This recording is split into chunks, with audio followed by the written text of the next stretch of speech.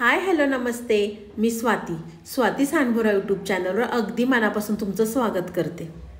तर कोथिंबीरीच्या काड्या फेकून देताय का? तर हा व्हिडिओ पाहिल्यानंतर अजिबात सुद्धा कोथिंबीरीच्या काड्या फेकून द्यायच्या नाही. कोथिंबीरीच्या काड्यांपासून आपण पोटभरीचा नाश्ता बनवणार आहे.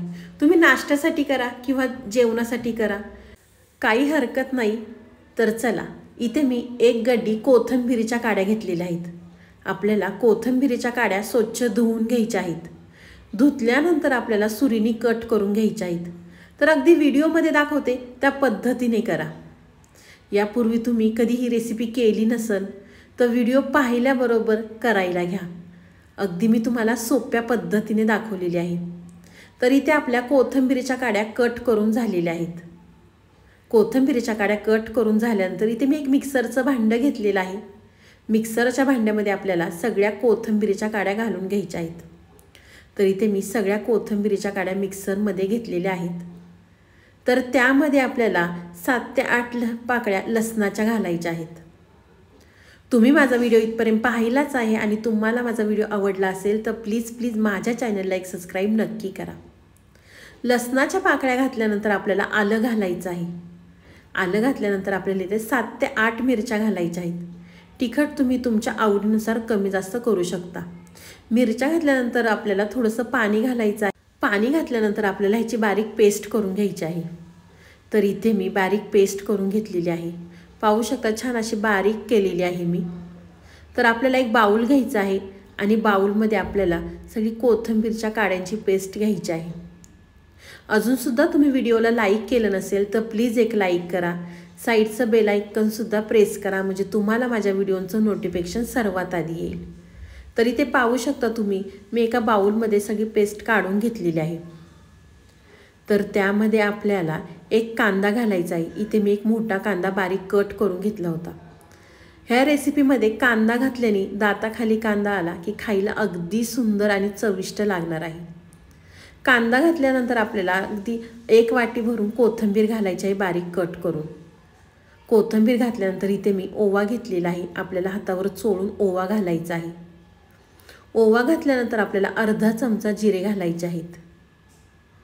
जिरे घातल्यानंतर आपल्याला 2 चमचे पांढरे तीळ घालायचे आहेत. इथे मी 2 चमचे पांढरे तीळ घातलेले आहेत. तीळ घातल्यानंतर आपल्याला एक छोटा चमचा हळद घालायची आहे. ह्या रेसिपीला हळदीने कलर खूप छान येतो, म्हणून इथे मी एक छोटा चमचा हळद घातलेली आहे. काही पीठ ॲड करायचे आहेत आपल्याला. तर इथे मी 1 वाटी भरून ज्वारीचं पीठ घेतलेलं आहे आणि आपल्याला अर्धी वाटी तांदळाचं पीठ घालायचं आहे. अर्धी वाटी मी साईडला ठेवलेलं आहे, लागन तसं आपण ॲड करूया. आणि एक छोटी वाटी मी दही घातलेलं आहे. दही घातल्यानंतर आपल्याला चवीनुसार मीठ घालायचं आहे. तर इथे मी चवीनुसार मीठ घालते आणि आपल्याला थोडं पाणी घालून हा व्यवस्थित गोळा मिक्स करायचा आहे. लगेच इथे पाणी घालायचं नाही. आपण जी कोथिंबीरीची पेस्ट घातली आहे त्यामध्ये पाहायचं अगदी आपला गोळा तयार होतोय का. तर इथे मी व्यवस्थित असा गोळा तयार करून घेते. तर इथे मला पाण्याची गरज नाही वाटली. तर तुम्ही जास्त पिठं घेतली तर तुम्हाला पाण्याची गरज लागली तर थोडंफार पाणी ॲड करू शकता. तर मला इथे पीठ थोडं सैल वाटलं म्हणून मी ते अर्धी वाटीसुद्धा तांदळाचं पीठ घातलेलं आहे आणि छान असा गोळा तयार करून घेतलेला आहे. पाहू शकता तुम्ही, छान असा गोळा तयार झालेला आहे. गोळ्याला रंगसुद्धा खूप छान आलेला आहे. तर आपण जे गोळा तयार करून घेतला आहे तो साईडला ठेवूया. इथे मी एक पळपट घेतलेला आहे. पळपटावर आपला रुमाल घेतलेला आहे. रुमाल मी इथे ओला करून घेतलेला आहे. रुमाल ओला करून घेतल्यानंतर आपल्याला आपण चपाती करतो तेवढा गोळा घ्यायचा आहे. अगदी व्हिडिओमध्ये दाखवते त्या पद्धतीने करा आणि छान आपल्याला व्यवस्थित पातळ असा थापून घ्यायचा आहे. तर इथे मी पाणी लावून छान असं पातळ थापून घेते. पाहू शकता तुम्ही, अगदी थापायलासुद्धा खूप छान जाते. हाताला अजिबातसुद्धा चिटकत नाही आहे. तर आपलं थोडं पाणी लावून छान असं पातळ करून घ्यायचं आहे. तुम्ही कधी ह्या पद्धतीने ही रेसिपी केली होती का?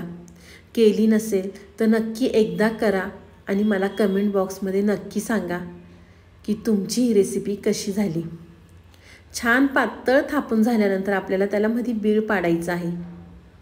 तर इथे मी बीळ पाडलेला आहे. तर थालीपीठ छान थापून झाल्यानंतर एका साईडला इथे मी तवा गरम करून घेतलेला आहे। तव्याला आपल्याला सगळीकडनं तेल लावून घ्यायचं आहे। तवा गरम करायचा, नंतर गॅस बारीक करायचा, तेल लावून घ्यायचं तव्याला।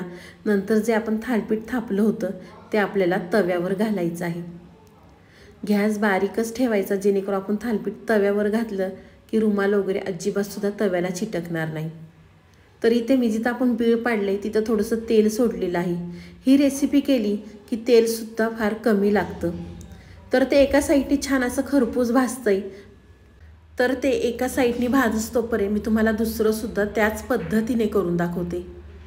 तेवढाच आपल्याला गोळा घ्यायचा आणि हाताला पाणी लावून छान असं थापून घ्यायचं आहे। तर तुम्ही पाहू शकता छान किती व्यवस्थित थापल्या जाते ते पीठ, एकदम सॉफ्ट असं झालेलं आहे आपलं थालीपीठाचं। तर पातळ असं आपल्याला छान थापून घ्यायचं आहे। थापल्यानंतर आपल्याला मध्ये बीळ पाडायचं आहे। किती सुंदर आणि पातळ केलेलं आहे पहा। तुम्ही ह्या पद्धतीने केलं तर लहानांपासून मोठ्यांपर्यंत सगळेजणच आवडीने खातील। तर आपण जे तव्यामध्ये थालीपीठ घातलं होतं ते एका साईडने उलटून घेऊया आणि दुसऱ्या साईडने सुद्धा छान असं खरपूस भाजून घेऊया। दिसायला सुद्धा किती सुंदर दिसते, पाहू शकता तुम्ही। तर आपण नेहमीच कोथिंबीरीच्या काड्या फेकून देतो, तर आता हा व्हिडिओ पाहिल्यानंतर अजिबात सुद्धा फेकून द्यायच्या नाही।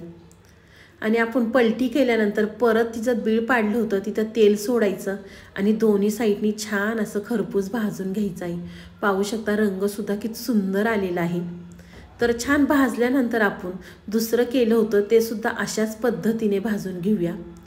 तर आपल्याला तव्यामध्ये घातल्यानंतर तसंच आपल्याला त्या बिळामध्ये तेल सोडायचं आहे आणि झाकण ठेवून अगदी 2 ते 3 मिनटं लागतात एका साईडने भाजून व्हायला। गॅस आपल्याला बारीकच ठेवायचा आहे, जेणेकरून खाली करपणार नाही। तर आपण दुसरंसुद्धा पाहूया, छान पलटी करून घेऊया दुसऱ्या साईडनी आणि छान दोन्ही साईडनी सुद्धा खरपूस असं भाजून घेऊया। पाहू शकता तुम्ही, दिसायला सुंदर दिसतंय म्हणल्यावर खायला तेवढंच चविष्ट आहे। तुम्ही सकाळच्या घाईगडबडीमध्ये सुद्धा ही रेसिपी करू शकता, अगदी झटपट होते।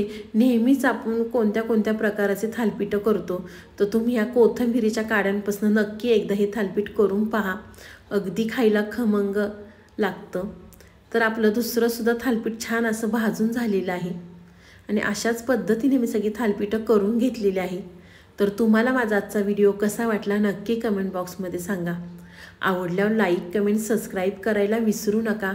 अशाच नवीन व्हिडिओ पाहण्यासाठी स्वाती सांडभोरा यूट्यूब चॅनलला सबस्क्राईब करा। तर मी तुम्हाला दह्यातली मिरची ह्याचा व्हिडिओ आपल्या अपलोड केलेला आहे। ही मिरची केली की तुम्हाला अगदी एका चपातीच्या ऐवजी 2 चपात्या खाताल, एवढी भन्नाट अशी मी मिरचीची रेसिपी तुम्हाला दाखवलेली आहे। नक्की आपल्या चॅनलवर जाऊन पहा। व्हिडिओ आवडला तर व्हिडिओला एक लाईकसुद्धा करा। बाय, भेटूया नेक्स्ट व्हिडिओला।